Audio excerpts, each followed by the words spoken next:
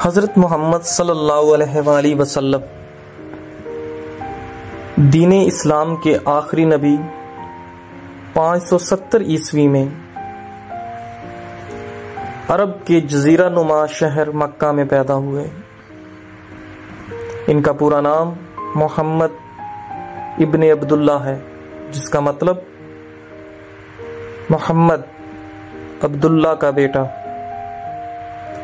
ان کی پیدائش ایک اہم واقعہ تھا جسے معجزاتی نشانیوں نے نمایاں کیا، جن میں ارد گرد کی روشنی اور بتوں کا گرنا شامل ہے۔ وہ قریش قبیلے سے تعلق رکھتے تھے جو کعبہ کی نگہداشت اور حفاظت کے لیے مشہور و معروف مانے جاتے تھے۔ کم عمری میں ہی حضرت محمد صلی اللہ علیہ وآلہ وسلم یتیم ہو گئے۔ یتیم ہونے کے بعد آپ کی پرورش سب سے پہلے آپ کے دادا حضرت عبد المطلب نے کی، اور ان کی وفات کے بعد آپ کی پرورش کی ذمہ داری آپ کے چچا حضرت ابو طالب نے لی۔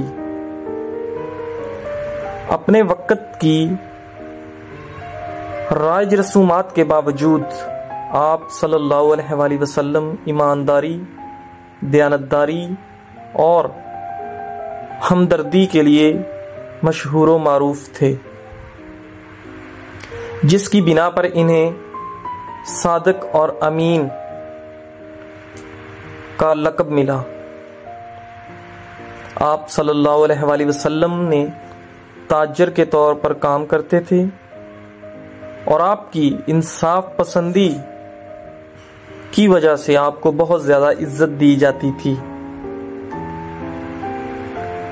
آپ صلی اللہ علیہ وآلہ وسلم نے 25 سال کی عمر میں ایک امیر بیوہ حضرت خدیجہ رضی اللہ تعالیٰ عنہ سے شادی کی، جو ان کی پہلی بیوی اور پہلی حمایتی بنی۔ جب آپ نے 40 سال کی عمر میں نبوت حاصل کی اور غار حرا میں آپ عبادت میں مشغول تھے، تو اللہ تعالیٰ نے حضرت جبرائیل علیہ السلام کو آپ کی طرف پہلی وحی دے کر بھیجا۔ اس سے آپ کے اسلامی مشن کی شروعات ہوئی، اور آپ کو حکم دیا گیا کہ آپ اسلام کا پیغام پھیلائیں، لوگوں کو توحید، سماجی انصاف اور اخلاقی درستگی کی طرف بلائیں۔ ان کی تعلیمات نے موجودہ سماجی نظام کو چیلنج کیا، اور انہوں نے قریش قبیلے کی شدید مخالفت کی، جس کی وجہ سے آپ کو بہت سے ستم کا سامنا کرنا پڑا۔ اس کے باوجود آپ استقامت پر قائم رہے، اسلام کا پیغام پھیلاتے رہے۔ 622 عیسوی میں اپنی زندگی کو لاحق خطرات بڑھنے کی بنا پر آپ نے یثرب شہر کی طرف ہجرت کی،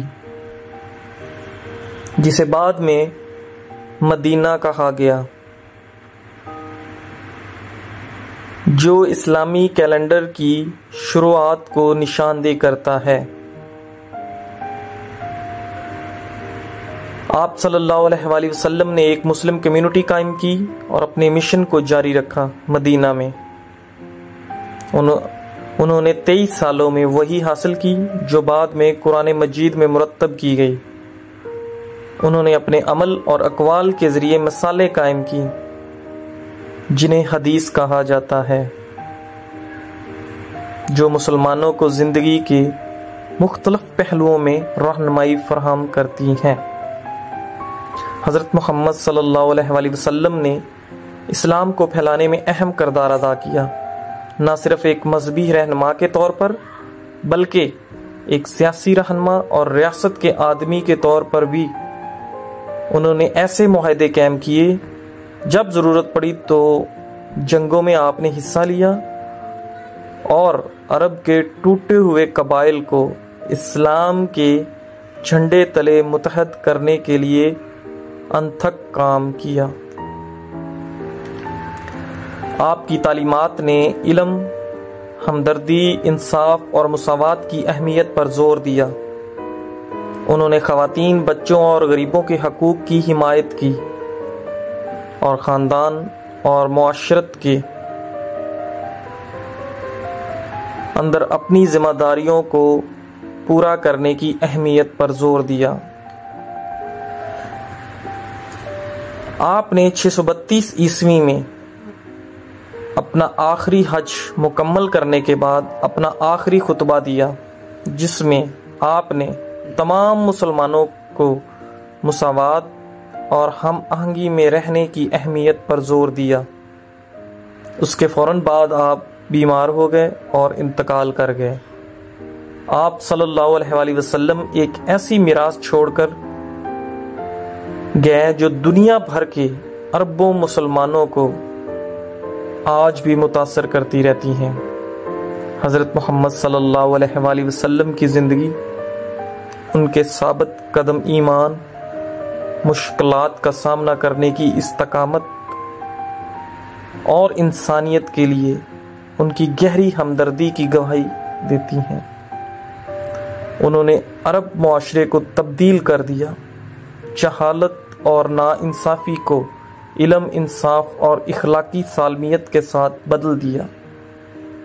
ان کی تعلیمات مسلمانوں کو رہنمائی فراہم کرتی رہتی ہیں۔ آپ کی تعلیمات ایک ماخذ کے طور پر خدمات انجام دیتی ہیں اور ایک روشنی کی کرن کے طور پر کام کرتی ہیں، جو ہمیں راہ راست ہمدردی اور اتحاد کی طرف لے کر جاتی ہیں۔